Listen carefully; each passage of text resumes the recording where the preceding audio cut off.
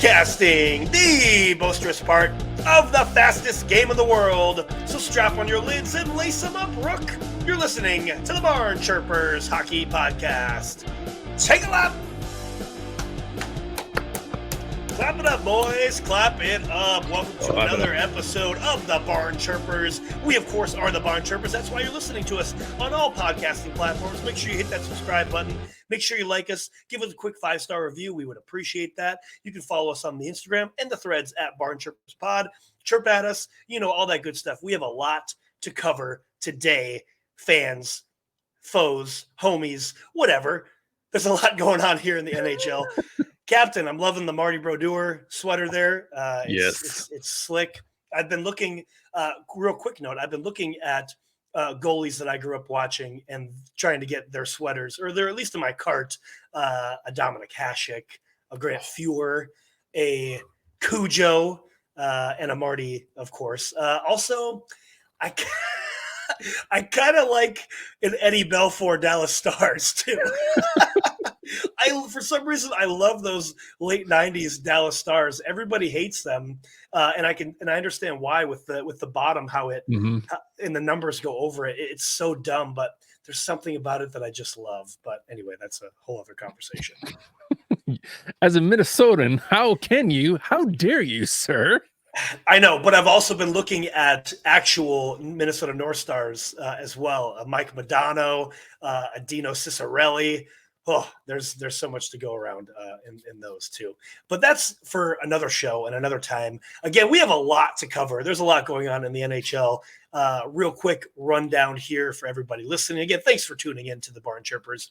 We're going to talk about the divisions. We're going to go through our picks that we did in the offseason, see if we want to change anything. We're about a quarter way through the season, so we're going to see if we change some picks. We're also going to talk about there's a situation in Chicago again that we're going to cover very briefly. There's a couple of signings, couple of firings, and a news to break on. Well, not really broke; it's already been broken. But we're going to talk about the All-Star game coming up. So a lot to cover. Let's get into it. We're going to start with a little power play. Maybe this is a minor, actually, but so it has come out, and we're not going to speculate on what.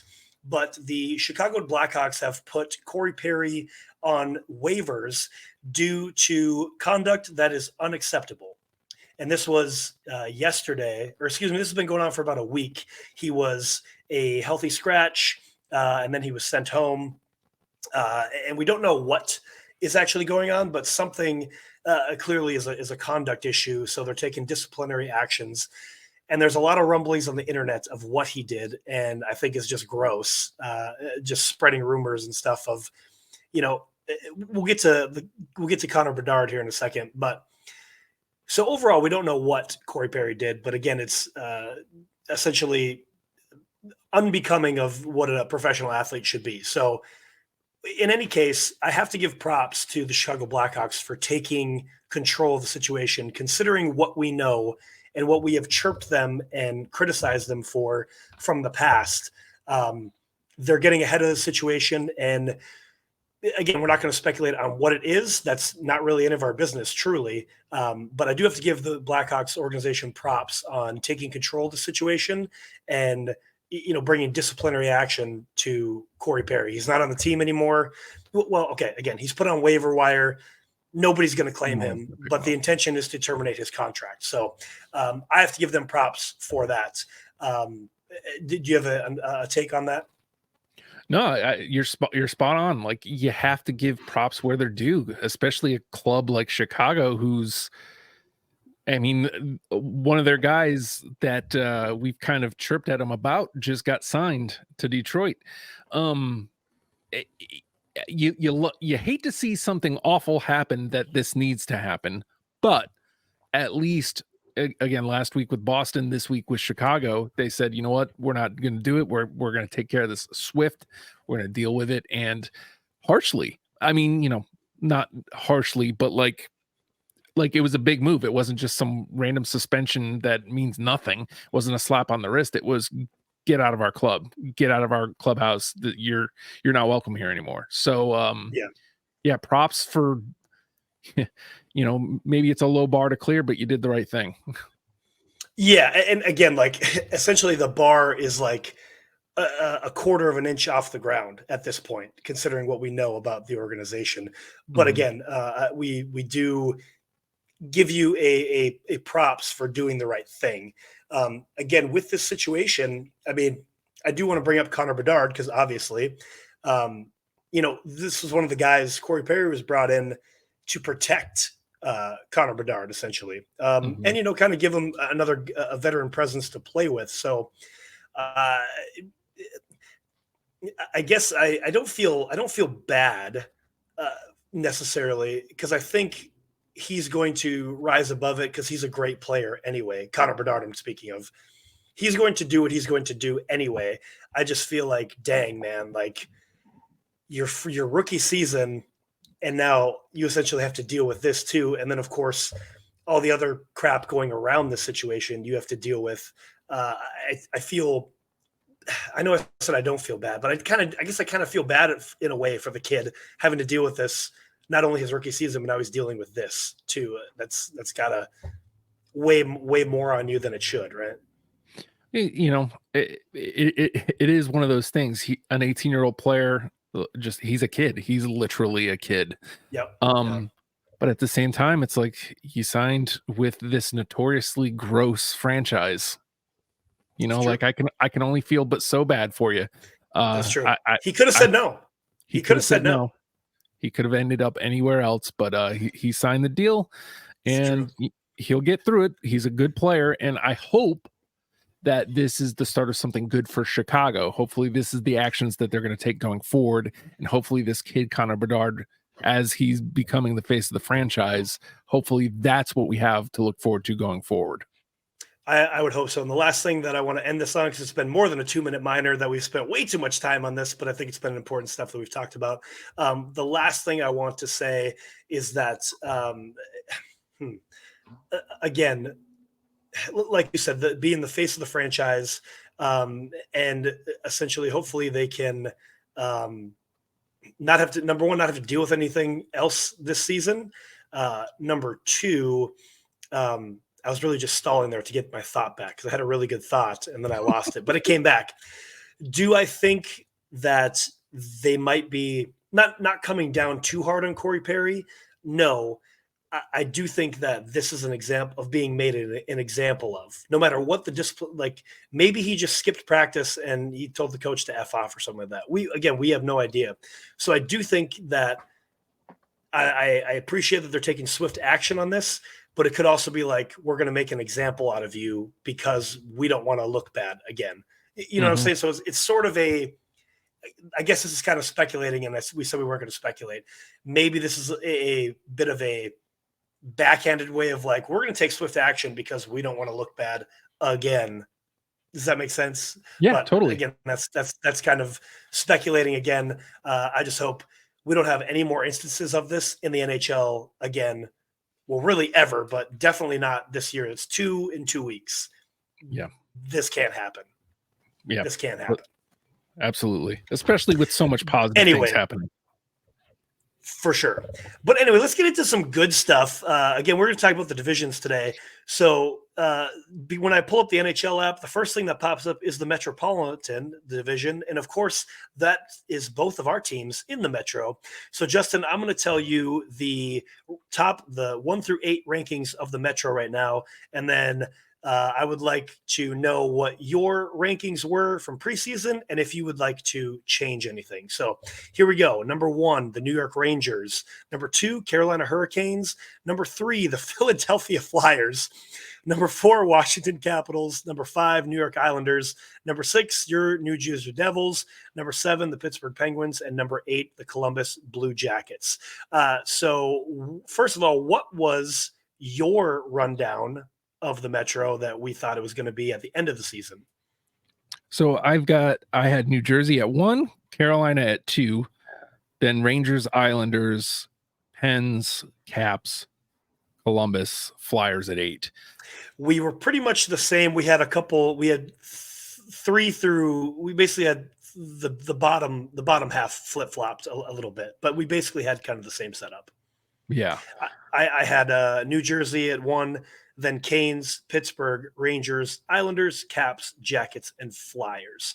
So saying that, I guess number one, what are you the most surprised at? And then number two, at a quarter way through the season, do you want to make any changes to your picks? A thing to note is the East and the Metro specifically, points are close. So like Yes. these are going to change for sure.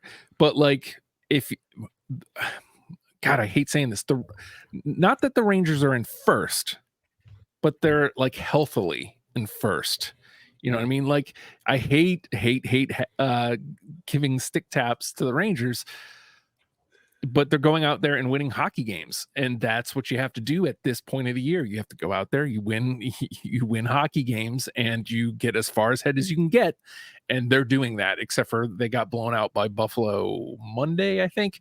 But other than that, like it that they're in first and they're so far, I think is the biggest surprise for me, considering the points. Yeah, I guess before you answer the second one, I would definitely say the Rangers, because I definitely chirped them that I didn't think that they were that great of a team, and they're kind of proving me wrong so far, a quarter of the way into the season. So that is surprising to me for sure. But I think truly the biggest surprise to me, and it's number one, Philly being so good, being decent, right? But the biggest surprise is really your boys not showing up, man. Like it's very surprising to me considering how we left last season, how they went into or finished last season. The big guys just aren't. Well, Jackie's back, thankfully. Cap's back, right? But that's been really surprising. We knew that goaltending was probably an issue, but we thought that they could, get over that, and everybody else just isn't showing up. I want to bring this up: a -2 goal differential. That is insane to me to see that, and that's the biggest surprise for me in this Metro division right now. Is the Devs being sixth, just barely above 500 at 525, and a -2 in the goal differential. I did not see that coming. Obviously, I know you didn't either, but I'm calling it out as like it's an easy pick for you to say that, but really, truly for me, it's like what? Yeah, and I picked them at first, and I thought it hasn't been a great year. That's all I'll say. And to your point, we got Cap back, and suddenly 2 straight wins. We blow out Buffalo Saturday, and last night the come from behind victory against the Isle, and Cap scored in both games. So clearly, we lost a big piece when Cap went down. So yeah, for sure. Yeah, for sure. Is there any changes that you foresee that you want to make for your Metro picks for the end of the season? I don't think Jersey gets hot enough to get number one. I just don't see that happening. We're not going to finish 6th because Philly will cool down. Washington will likely cool down. Yeah. I can see Jersey finishing. I still like Carolina at 2. I think it's, Carolina and the Rangers fighting back and forth for 1. I think New Jersey kind of settles into that 3rd spot, assuming that they have it together now, and we're about to see. So I think that would be the one change. I don't think Jersey has. They have to go on like several heaters to grab first at this point. I don't see that in this club. Yeah, well, I mean, like you said, the Rangers are kind of running away with it, truly. And same thing with Carolina. They're sneakily kind of making a large gap away from everybody. So, yeah, I think Jersey right now looks more like a wild card team to me. I still think they probably end up 3 in the Metro. With Philly playing so well, I really think that they might be above Islanders, Washington, obviously Columbus. Columbus is staying in last. But I really think Philly might be above. I had the Islanders at 5. I really think the Flyers are just going to keep playing well enough to be in that about 5th spot in the Metro. So my change would be Jersey down to 3, Pittsburgh moves down to 4, and then the Flyers are at 5, and then everything else basically stays the same. So it'll be interesting. It'll be interesting for sure. Moving on to the Atlantic, running that down. Of course, Boston is number 1, Florida number 2, Detroit number 3, Toronto number 4, Tampa Bay number 5, Buffalo 6, Montreal 7, Ottawa at 8. What did you have for the Atlantic, Justin? I think this was one that we had exactly the same, but maybe not. I forget. Yeah, because it was the first one we did. We were exactly 1 to 8 the same. So it was Toronto, Buffalo, Boston, Ottawa, Tampa, Florida, Detroit, Montreal. Yep. Yeah, exactly the same. Yep. So what is the most surprising thing right now, a quarter of the way through the season for you in the Atlantic? This sounds so crazy to think because they ran away with it last year, but Boston hasn't lost a step. The fact that they might have gotten better. They're right where they were. I mean, again, they've come down to earth a little bit over the last week and a half, 2 weeks. They're looking human, but the fact that they actually have lost. They've lost 4 out of 5.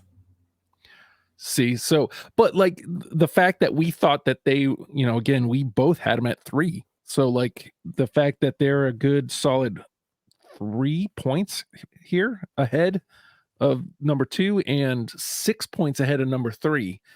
They don't have a command on it, but they're squarely they grabbed the lead and they're holding on for dear life right now. So I think that's Boston might be my biggest surprise. Yeah, I mean, you can't deny that. Of course, they had the record-breaking season last year. Essentially, they could lose around I want to say it was about 15. They could lose 15 more games and still be well over 100-point team. So, we've said that for this entire, since the offseason there. There's a couple easy picks here that I could go with. Obviously, Florida, of course, Detroit. Could also kind of pick the homer pick and say that I'm surprised about Buffalo, but really, truly, Ottawa being dead last in the Atlantic is so incredibly crazy to me. This team is a solid team. They brought in Korpisalo to shore up the goalie situation. He's a really good goaltender, and they're just not getting the production from guys.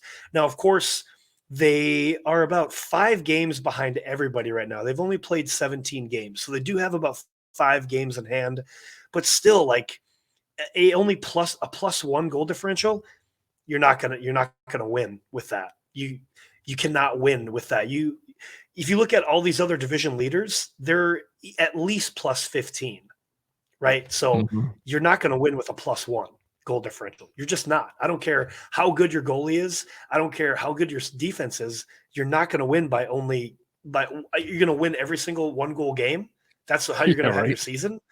Come on, man. That is a tough season. If you're going to have 82 games where you play 1-goal games in this day and age, if we're talking about the 90s, sure.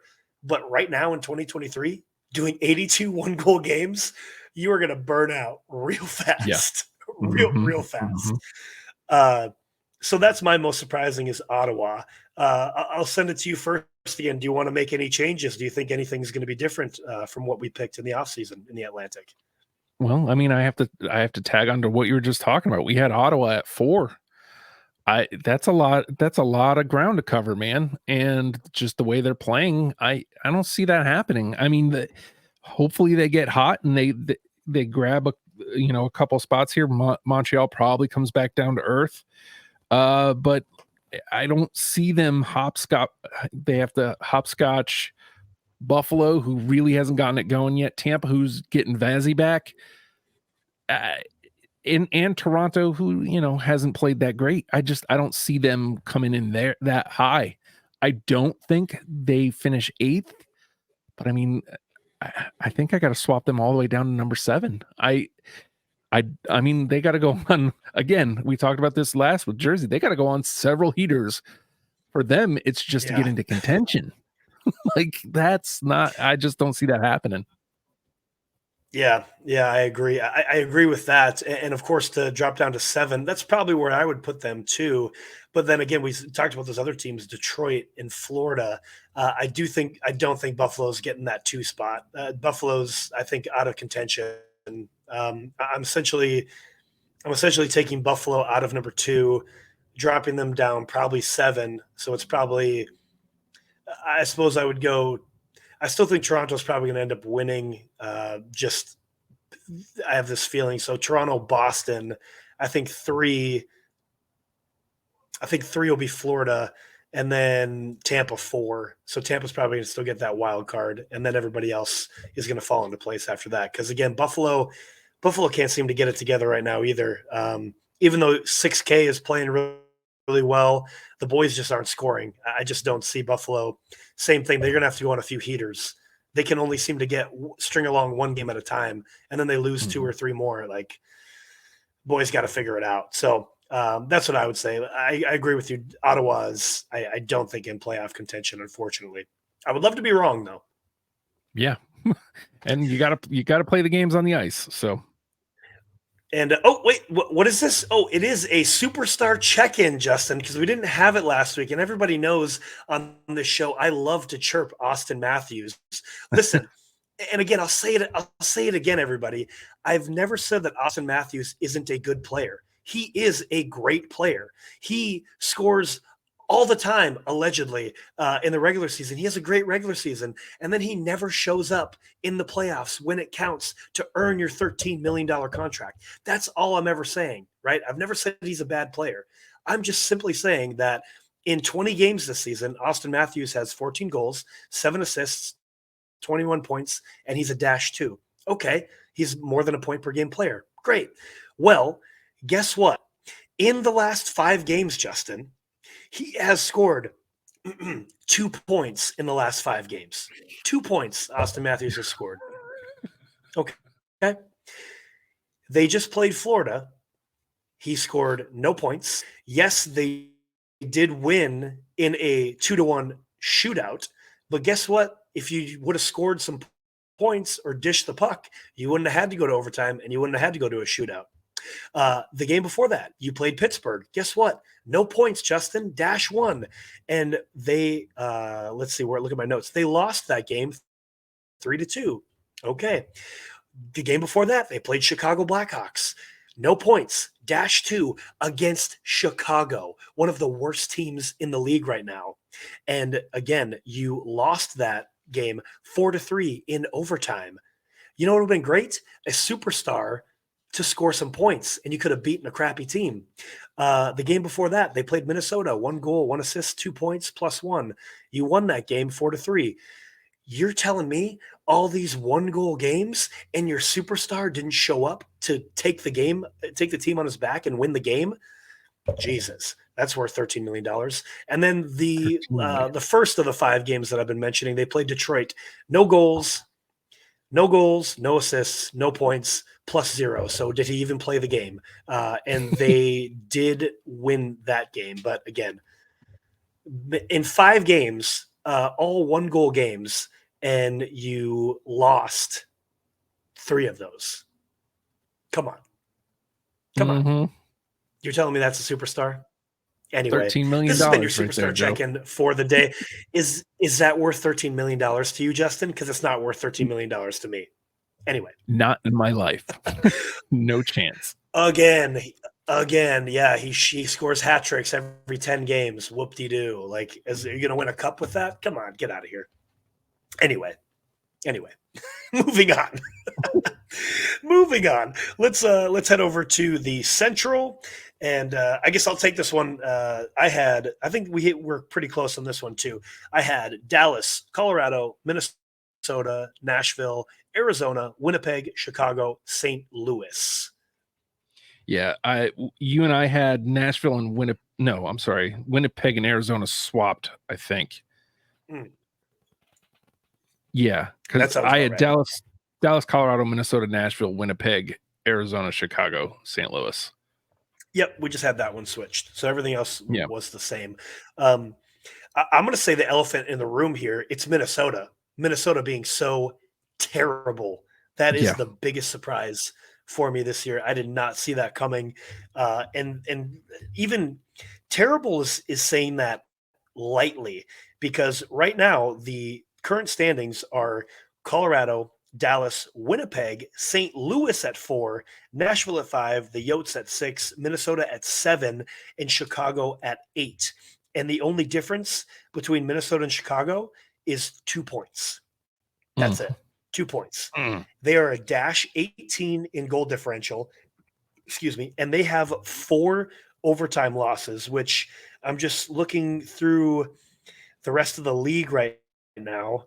That ranks Tampa Bay has 5 overtime losses, but they are the only one that has and the Isles have 6 overtime losses. So Minnesota is on the bottom of the league with losing in overtime. So they just can't get it done, which is clear by their goal differential. The guys aren't scoring. Kirill, he's not doing literally anything. Again, Jared Spurgeon was gone. Yeah. But Matt Zuccarello hasn't really been scoring either. He's been doing better than Kaprizov, but dude. And then of course the goalie situation. Gus has been awful. My boy Flower has been awful. This team is kind of in shambles, truly. And I mentioned that when they went over to Sweden. I was like, they need to win these. And yeah, they got 2 points out of 2 games. Okay, that's still not great. And I don't think we'll get to more Minnesota news a little bit later on. But I mean, honestly, put a fork in them. They're overcooked. They're definitely not making the playoffs this year. I don't think. And I hate to say that. Being from Minnesota, I really wish this team would do something, but I don't see it this year. I think my biggest surprise, because echo everything you said about Minnesota, because that is the one.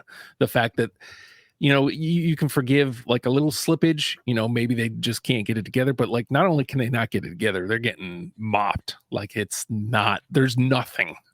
And they're not fun to watch either, which was like my favorite part about hockey last year, was watching the Minnesota Wild. But the St. Louis Blues at number 4, and I talked about this last week. Yeah. Like, I don't know how. Like you watch them, it's not like they're fun to watch. It's not like they're playing good hockey. They're just winning games, and it's like, I don't understand. Like, how is this happening? Yep. Yeah, it's really, I shouldn't have to say this. Defense have been pretty solid. Bennington is staying out of the scrums, which I shouldn't have to say that. He's the goalie, but he's kind of keeping his nose clean and doing okay-ish, right? He's not being outstanding goaltending, but he's not being awful like he was last year either. So like, he's doing all right, and all of a sudden the St. Louis Blues, 6-4 in the last 10, by the way. They're somehow in a wild card spot right now in the West. A wild card spot, Justin. How is that possible? When we talked about them, it was all like, yeah, I don't know what you do here. They don't have very many pieces left, and what do you do? Again, there's nothing I can really praise, because I've watched the Blues play hockey, and they're just winning games, and there's nothing pretty. There's nothing, no guys are really standing out. It's just like you said, defense is holding, and that's, they're not leaving Benner out to dry. And sometimes I guess that's all it takes. Yeah, exactly. So I guess, I don't think that that's necessarily going to stand up the test of the rest of the season, but I'm definitely right now looking at Winnipeg taking that number 3 spot from Minnesota. And I feel like Minnesota's dropping down probably to, I think Chicago is going to flip to number 8 for me, because things just aren't going well there.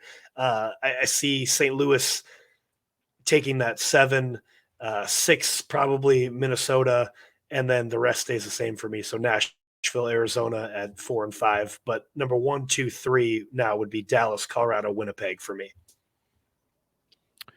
I don't think I can argue any of that. Chicago, kind of silly to hammer home any other points, because I feel like that. I mean, Chicago's not going to go on a heater. St. Louis is probably going to come back down to earth. Winnipeg, probably steals that 3 spot. Dallas, Colorado, Winnipeg, Nashville, Arizona at 5. That's crazy. And then Minnesota, any Minnesota, Chicago, St. Louis at the bottom 3. So sorry, all that to say, I agree with you. No, you're good. I truly think those bottom 3 positions could be, flip flopped some way, shape, or form, depending on, essentially 2 out of those 3 teams can pull their heads out of their butt. It could be interchangeable. But I do want to say quick before we get off of the Central, like, obviously I want to praise the Yotes because that's what we do on the show too. But again, if they end up being 5th in the Central, I know they kind of had a good hot start. They're kind of sort of lingering around here. But number 1, Connor Ingram should be their number 1 goaltender. He wins every single time he's in net. Every single time. I don't think he's had a loss yet this year. I could be wrong. It might have been an overtime loss. I don't have the stats right in front of me. But every time I see him starting, they win those games, at least as of late. And if they end up in 5th in the Central, that is a huge increase that we talked about in the offseason, and how we've praised the Yotes. Like, any increase, even 6 and above is a huge increase because they've sat around that 7-8 spot. You know what I mean? So that would be a huge increase for them. And the last thing I want to touch on, and then I'll send it back to you. I am impressed by Winnipeg. We talked in the offseason, was not expecting much from that squad. All of a sudden, they're turning things around, at least right now, and they're figuring it out, which is interesting to me. They're really only 4 points off of the Colorado Avalanche right now. That's 2 games. Easily could be changed. They have 2 overtime losses. So had they won those games, you're tied for first at this point. So I'm impressed by what Winnipeg's been doing. And I think when we talked about Winnipeg, it was before the big signing, like right before the season started. Yep. And I think, just something about that, like suddenly you go into the season and you have your 2 big guns signed and they want to be there. Like, I think that is like the difference in what's happened here. And you lock down your big guys and just a point, 8-4. Connor Ingram's record is 8-4. I don't know how, just a straightforward. I don't know how many of those are in overtime. But 8-4, 8 wins, 4 losses. So, yeah, he should be the guy. I mean, I like Veggie a lot, but he just doesn't seem to be on the winning side whenever he's guarding the pipes. But Ingram is somehow just getting it done for them. But and anyway. Moving on, one more division here for the Pacific. I will run this down for you, and then you can. I think this is one that we had all the same. I think, but right now, Vegas Golden Knights, Vancouver Canucks, LA Kings, Calgary Flames, Seattle Kraken, Anaheim Ducks, Edmonton Oilers, San Jose Sharks. Justin, what did you have? I think there was a couple here that we had swapped, but my rundown was Vegas, Edmonton, Seattle, Calgary, Los Angeles, Vancouver, Anaheim, San Jose. We had 4 or 5 switched. I had LA, Calgary. Yeah. So, man, there's a lot in this division to talk about. Truly. Yeah. You could probably have 2 to 4 surprising things about this. Well, I want to go positive, and I think you'd agree with me here. Vancouver at 2, not only Vancouver at 2, they're only a point behind Vegas, who are looking every bit as Stanley Cup defending champions as anybody maybe has ever looked. And Vancouver's keeping pace with them. Again, Vegas over the last week and a half or so has kind of come back down to earth. They're not looking unbeatable. They're losing games that they should probably be winning. But you play the game on the ice, and Vancouver's already at 30 points, 31 points. They're just about as locked into the playoffs as you can get at this point of the season. I mean, barring something catastrophic, it looks like our Vancouver Canucks are going to be in the playoffs, and not in a gaslighting fashion, right? Like, Yeah. I mean, Yeah. For real. every week, I feel like we question them, and then they're like, "Oh yeah, well, we're just going to go out and keep winning hockey games." Watch this. Watch this. I Yeah. love it. I love it. And you know, to me, that bodes well for them in the playoff. I mean, you know, we've seen one seeds get like bounced. It seems like almost every year, but I think it bodes well for them in the playoffs if people keep having that questioning attitude that we're having. Oh, it's just the Canucks. Well, you know, suddenly the Vancouver Canucks could be looking at the second round of the playoffs, and that's a massive win for that franchise. So I think that's a huge surprise seeing them at number 2. Yeah, I mean, definitely you hit the nail on the head with everything you said. And again, they're only 1 point off from Vegas right now. And really, again, they only have one overtime loss. So they're getting it done in regulation, whether that be their 15 wins or their 7 losses. They're not chancing it in overtime or a shootout. So I really like that about this squad. Number 2, they still have the best goal differential in the league. Yeah, plus 34 right now. We talked about this in the first week and a half, 2 weeks of the season, how we are praising them for their goal differential. They are still moons better than the rest of the league, at least 5 goals better than the rest of the league at minimum, right? Obviously, they have 17 more goals than Vegas does right now. So that's saying a lot. Yeah. And again, they're just getting it done, right? And as you said, getting into the playoffs is a huge win for these Vancouver Canucks. They don't have to win the Stanley Cup this year. I would love to see it, truly, but they don't have to. Just getting there, it was a huge win that they could build on moving forward. The other thing that I am surprised on, you know, I picked LA to be 4. I didn't expect LA to be this good. Truly, they're a good hockey team.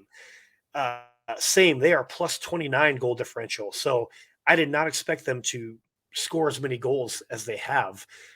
And they only have 19 games played. So they have about 4 games in hand on the rest of the Pacific. So that's also a huge, like, that's a wild card, not the actual spot, but that's a wild card to have in your back pocket. Essentially, the rest of the league could be essentially done with the season. You might have to only play San Jose twice and Anaheim twice, right?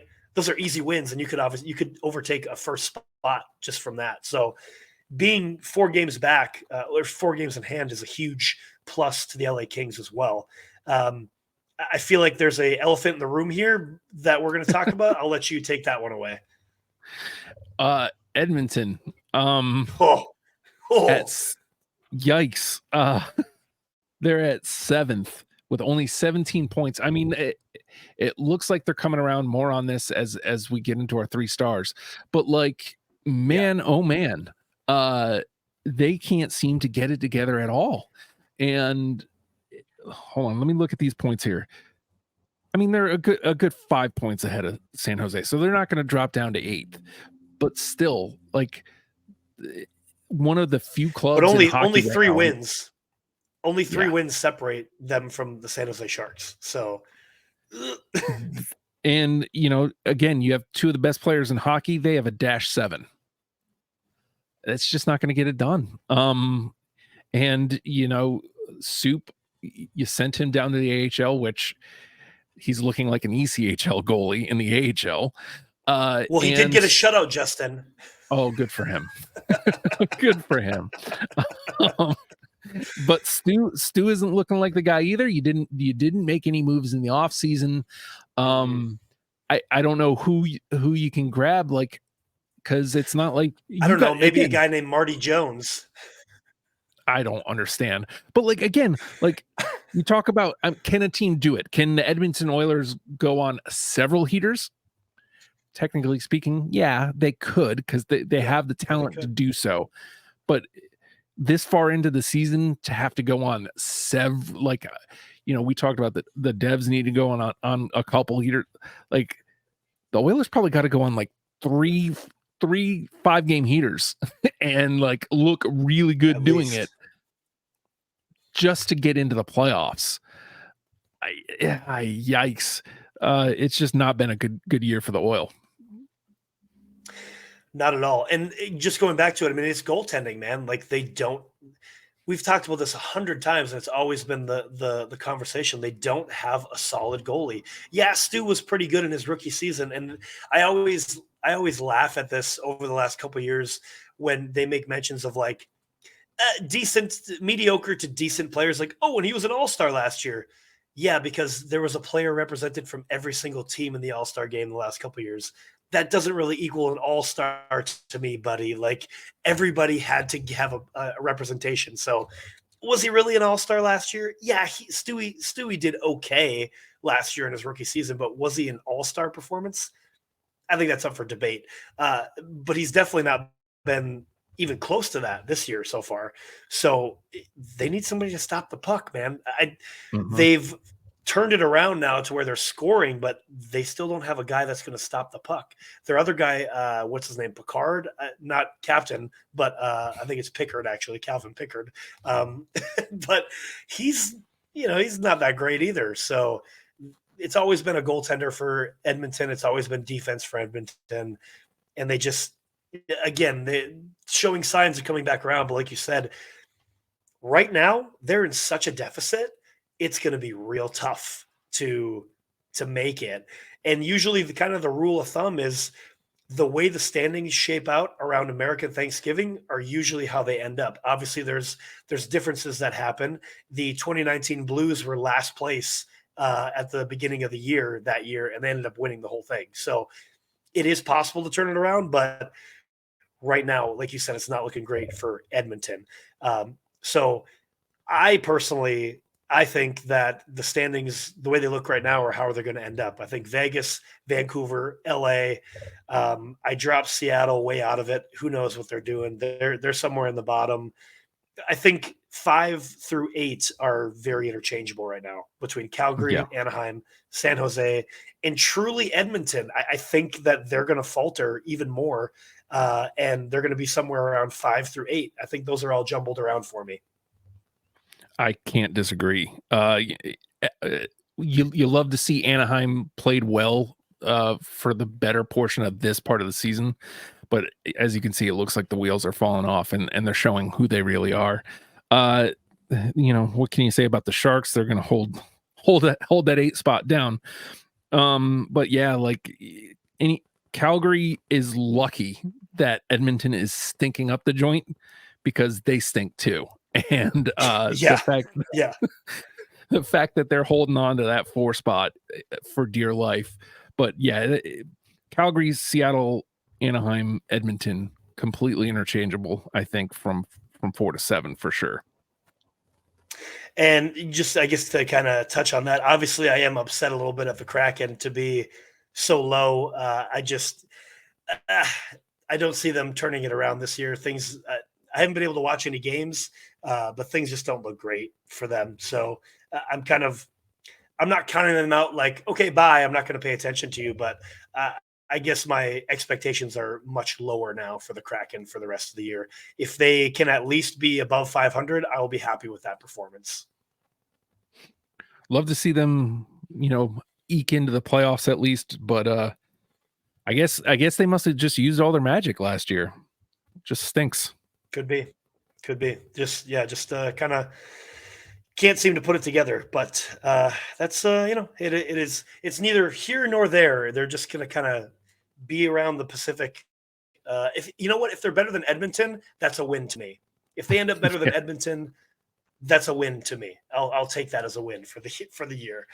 So, what do you think? Should we talk about some 3 stars real quick? Get these guys some praise. Let's do it.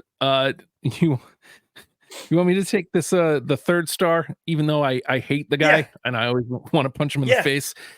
You got to give 100%. You got to give some love to Nikita Kucherov. 8 points, or actually I think it's 9 points now in the last week. I think 2 goals, 7 assists. look, man, like the Lightning haven't been great, but Kucherov has, and a little tip of the hat, man. You played well. You've played well enough to earn a 3 stars from your barn chirpers. You hate to see it. We hate to say it, but you can't deny it. It's true. Yeah, the Lightning are 4-5-1 over their last 10, so hasn't been a good little streak, even though they got Vazzy back. But Cooch has been hanging around in there. Also, we could, obviously I am right now, Braden Point is also technically on the league leaders list over this last week at 5 goals, 2 assists, and 7 points. So those two guys are kind of, pulling the carriage, if you will, down there in Tampa Bay. But again, do I want them to be in the playoffs? No. Do I want them to take out the Toronto Maple Leafs, though?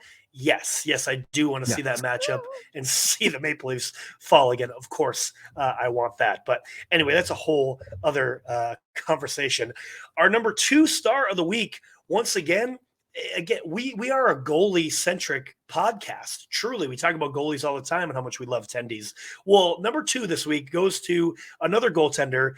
Man, Alexander Georgiev. 3 games played, 3 wins, a 1.67 goals against average, a 944 save percentage, and the Colorado Avalanche have turned things around over the last 10, 7-3-0, Justin, over the last 10. Alexander Georgiev, number 2 star of the week. You'll love to see it for the Avs. Because I don't want to say he was necessarily a question mark of ours going in, but I feel like we did kind of go, is he going to be the guy to be able to get it done? And, you have this little stretch where he shows, I sure will. Yeah, I mean, I mentioned it that I had him last year in fantasy, and he was very hit or miss. He would have a game where he'd get a shutout or only allow 1 goal. All of a sudden, the next game he's given up like 5 or 6 and gets pulled. So he was very back and forth all year last year. So yeah, he wasn't really on our radar. So to see him again this week, over the last week has been great. 2nd star of the week. Will that continue? I think that remains to be seen. But the Avs right now, doing their thing. I will say, to kind of bring back Minnesota real quick, I watched their game against Colorado versus Minnesota on, I guess that was Saturday night. That was actually the best game that I've seen Minnesota play all year. They still ended up losing that game. But my point is, you can't deny just Colorado. Just if you're watching on YouTube, I'm like bringing my hands over the camera right now. This is what Colorado does. Just kind of is on you. They don't let up. So I think Colorado is the real deal. 7-3 over the last 10, I think, is the real deal for Colorado. And obviously Georgiev is a main reason for that over the last week. Here's more proof that we are not a biased podcast. And you would expect to hear these names at number 1 or anywhere on our 3 stars list every week. But they earned it this week. There's no denying it. Connor McDavid, Leon Draisaitl, we gave it to the both of them because they both showed up this week. And for the reasons like we've talked about before, with Edmonton just not being a good club this year. The fact that McDavid, they're having a turnaround right now. They're doing the superstar thing. They said, "Hey guys, let's go. We're gonna pull the sled and let's get this thing going uphill, and start moving in the right direction." Hats off to him. I think it was last week we talked about someone had 9 assists, but it was Makar maybe. But this week, McDavid 9 assists. Like, I think he had 11 points on the week. 11 actually. 11. Yeah, that's just insane. Superstar check-in. Conor McDavid, 4 games played, 2 goals, 11 assists, 13 points. Leon Draisaitl, 4 games, 3 goals, 3 assists, 6 points. So for a combined 19 points in 4 games, which is like quadruple the amount of points that Austin Matthews had in the last 5 games. Just saying. Anyway, continue.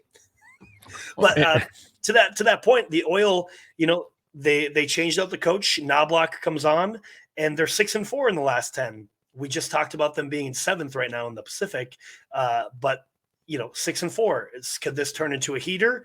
Maybe so. Like you said, they definitely need it if they're going to get anything done. There we go. That's our 3 stars for the week. Let's pull this goalie, shall we? 3 Get a stars. couple extra points. Yeah, let's. We are running up against it. Justin, last week we talked about Patty Kane, and we thought he might sign with the Florida Panthers. Well, guess what? We were both wrong. Patty Kane signs 1 year, $2.75 million with the Detroit Red Wings. I guess he is going to go and play with his old buddy Alex DeBrincat. I don't know what to say about this. I don't like it. I mean, I guess it's not Dallas. I guess it's not Florida, but it's still Detroit, who we just got spanked by last week, and probably our worst showing of the year, 4-0 spanking. I mean, Detroit definitely needs it. They've kind of been very wishy-washy, and so hopefully for them, he can provide a nice little spark to keep them going forward. Yeah, I mean, I'd love to see what happens. The 1 year deal, I mean, is that because they think they're going to win the cup this year? I think they're a little far off from that, but yeah, we'll see what happens. I like it in the sense of that would be interesting because this is the last year when I said Detroit would be in the playoffs. So that could be coming true from what I said from the Gear Freaks podcast. Whatever it was a couple of years ago. So, but yeah, Patty Kane signs 1 year, $2.75 million. The Minnesota Wild let go of Dean Evison and hire John Hines. Did not see this coming. I did not think Dean Evison again, we just kind of trashed on Minnesota a little bit, but overall, like, he was hired in 2019-2020 season for Minnesota, and he has 147 wins, 77 losses, 27 overtime losses. So his overall win percentage is right around the 6 mark, right? If you don't count, he has a better than 500 win percentage. I was really surprised to see the Wild let him go.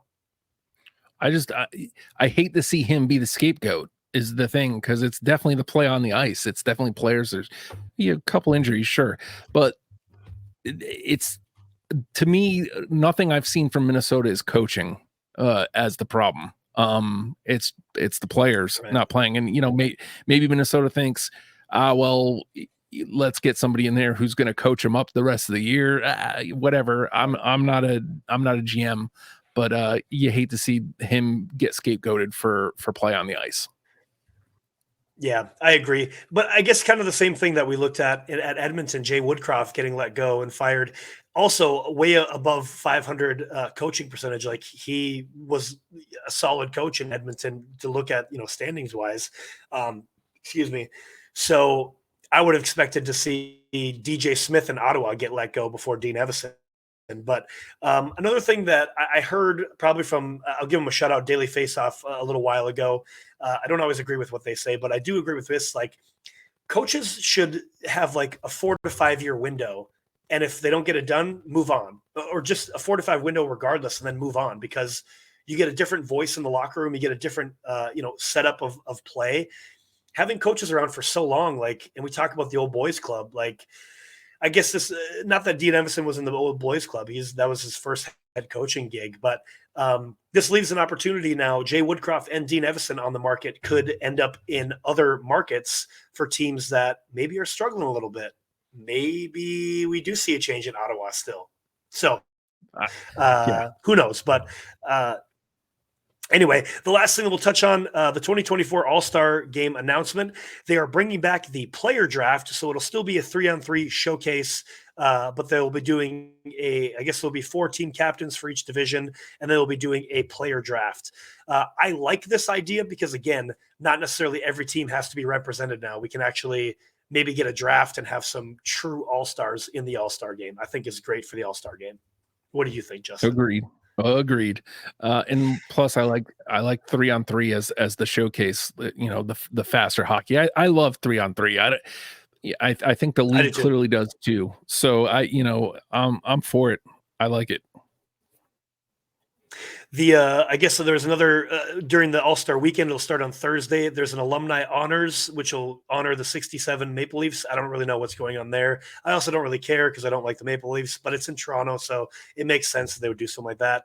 And then the PWHL will also have a 3-on-3 showcase at the All-Star game. So, okay. I hope they have logos on their jerseys. I hope they have team names by then. That'd be great, PWHL. Yeah. And the last thing, go ahead. What's that? No, I mean, this feels like the first thing they've done right, even though they don't have the things, some of the things that should be right before this. Yes. I think this is a great idea. I love the fact that they're doing it. It's just agreed. I feel like you missed a couple steps. Agreed. And the last thing, we talked about the Blackhawks a little bit earlier. Anthony Beauvillier has been traded from the Vancouver Canucks to the Chicago Blackhawks for a 2024 fifth-round pick. Anthony Beauvillier has 1 year left on his deal. He's an unrestricted free agent at 4.15. So this clears up about $4 million on the Canucks cap room of $4 million. So that's also pretty cool because that's a good depth piece that they could bring in at the deadline. So fingers crossed for that they actually do that. But they got some trading room now. So I'm here for it. Yeah, man. Same. Cool. Well, that's been this week's show. We'll be back next week. Same bat time, same bat channel. Of course, you can chirp us at Barn Chirpers Pod. Follow, like, subscribe on all your podcasting platforms at Barn Chirpers Pod. Y'all have a great one. Stay safe out there. Stick taps and sellies, boys. Clap it up. Yeah. And.